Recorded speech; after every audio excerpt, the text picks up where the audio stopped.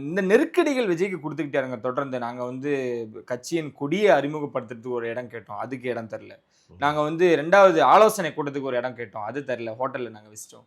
அந்த ஆர்ப்பாட்டத்துக்கு நாங்க ஒரு இடம் கேட்டோம். இந்த டைம்ல பேசிறணும். இந்த கூட்டம் தான் சேரணும். இந்த இடத்துல தான் வைக்கணும் அப்படின்றது அவ்ளோ நெருக்கடிகள் குடுத்து விஜய்க்கு இந்த தொடர் நெருக்கடிகள் இருந்துகிட்டே இருக்கிறத நம்ம பார்க்க முடியுதா?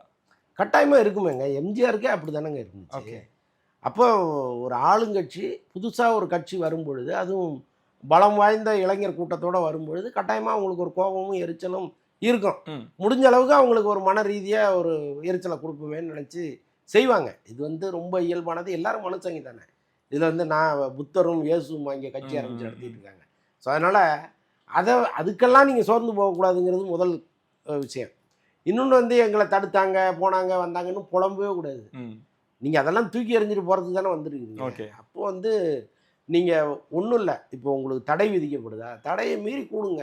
ம், ம். அதானங்க அரசியலு. தடைய மீறி கூடுங்க, கைது பண்ணா போங்க, சிறைக்கு போங்க. பலமுறை அப்படித்தானே ஒவ்வொரு கட்சியும் இங்க வளர்ந்துருக்கு. எந்த கட்சிக்கு வந்தவுடனே வாங்க, மறியல் பண்ணுங்க, போராட்டம் பண்ணுங்கன்னு எந்த கட்சிக்கு சொல்லியிருக்காங்க? ம், எந்த கட்சிக்கும் யாரும் சொல்ல மாட்டாங்க.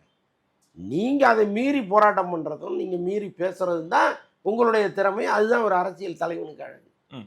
நான் எல்லாத்தையும் முறையா பர்மிஷன் வாங்கிட்டு 10 மணிக்கு ஆரம்பிச்சு 10, 12க்கு முடிச்சிருவேன்னா அப்புறம் எதுக்கு அரசியல் கட்சி? ம். ஸோ அதனால அதை நம்ம ஏத்துக்க முடியாது.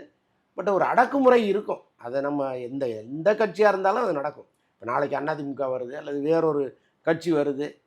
திமுக போய் பர்மிஷன் கேட்டா குடுத்துருவாங்களா என்ன? ம், ம். அங்கேயும் ஒரு அடக்குமுறை வரத்தானே செய்யும்.